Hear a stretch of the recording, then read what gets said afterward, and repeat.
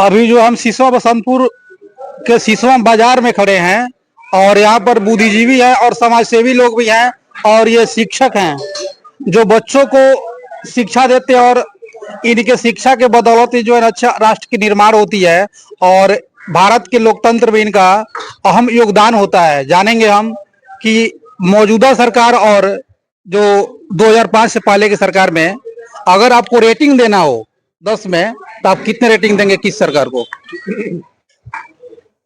8 rating देंगे वर्तमान सरकार जो है सो। यानी कि एनडीए समर्थित सरकार को आप 8 रेटिंग देंगे। अगर विकास की बात करें तो बगहा में ऐसा कौन सा विकास अधूरा है जिसे मौजूदा सरकार को पूरा करना चाहिए समय से पहले, चुनाव से पहले? देखिए, बगहा तो बहुत लंबा चौड़ा क्षेत्र है। हम लोग एक पंचायत के निवासी हैं, छोटा जगह है, तो हम अपने यहाँ के ही रेशियो से अगल बगल के पंचायत के रेशियो का हम तुलना करेंगे तो हम ये देखते हैं विकास जो होना चाहिए सड़क मार्ग से लेकर के शैक्षणिक स्थिति लेकर के और जो लोगों को कल्याण हित में सरकार ने कई तरह की योजनाएं चलाई हैं, जैसे आपको पेंशन जो योजनाएं हैं उसका 100% लाभ जो है लोगों को मिल रहा है या नहीं? बिल्कुल बिल्कुल मिल रहा है। 100% तो नहीं होता है लेकिन मैक्सिमम 95% जरूर लाभ मिल रहा है। 11 तारीख को वोट होना है अपने यहाँ। चंपारण के 9 विधानसभा क्षेत्रों में एक बगहा विधानसभा क्षेत्र भी है 04। आप 11 तारीख को वोट देने जाएंगे तो आपके दिमाग में कौन सा सवाल लेकर जाएंगे? किस मुद्दे को लेकर आप जाएंगे? कोई सवाल अभी नहीं है। अभी सवाल है सरकार बनाना है, फिर एनडीए को जिताना है। हम लोग एनडीए के साथ जो भी गलती सही हुआ है उसे माफ करते हुए अपना काम करेंगे। एनडीए को हम लोग सरकार बनाने जा रहे हैं। यानी कि जो एनडीए समर्थित जो उम्मीदवार है राम सिंह जी, उन्हीं को आप समर्थन कर रहे हैं? हाँ, उन्हीं का समर्थन करेंगे। और यहाँ पर युवा लोग भी है, आपसे भी जानना चाहेंगे अगर वोट देने जाते हैं तो आपके दिमाग में क्या सवाल होगा? किसको वोट देना चाहेंगे आप? बस राम सिंह के। राम सिंह।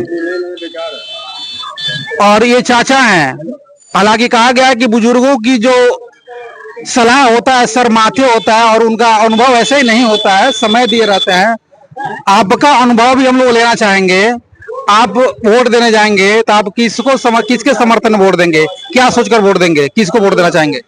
हम बाबू अनुभव ले रहे हैं ना, तो बहुत पहले का बात है। जो बिजली यहाँ पहली बार आई थी, जो लाइन चल रहा था, वो समय में जब हम लोग बॉल बार देते द्वार पर तो बदमाश सब आता था तो गाली देने लगता था। हम लोग घर में लुका जाते थे, ये साला क्यों द्वार पर बॉल बारा है। उस समय हम लोग देखे हैं, तो समय आने नहीं देना चाहते हैं हम लोग मोदी के लिए, मोदी बहुत किए हैं। राम सिंह को वोट देंगे, भाजपा को वोट देंगे, वही हम लोग का। और फिर सर से जुड़ना चाहेंगे हम कि ये जो सिसवा बाजार है अपने आप में इसका गौरवमयी स्थान रहा है और इसका जो परचम जो है ना मुजफ्फरपुर तक था, वहां तक व्यापारी आते थे और लोग आते, यहाँ से भी व्यापार होता था। लेकिन इस बाजार की स्थिति दयनीय है। इसका वजह क्या है? मुख्य वजह क्या रहा? देखिए, इसका मुख्य वजह है एक तो अपराधीकरण जो बीच में 90 और 2000 के दशक के बीच में था। लोग यहाँ से प्लान करने लगे अगल बगल के शहरों में। दूसरा है कि बाढ़ग्रस्त इलाका है। ये 4-6 महीना बहुत परेशानी में हम लोग झेलते हैं और उसके लिए भी ये थोड़ा सा विकास से कट गया है।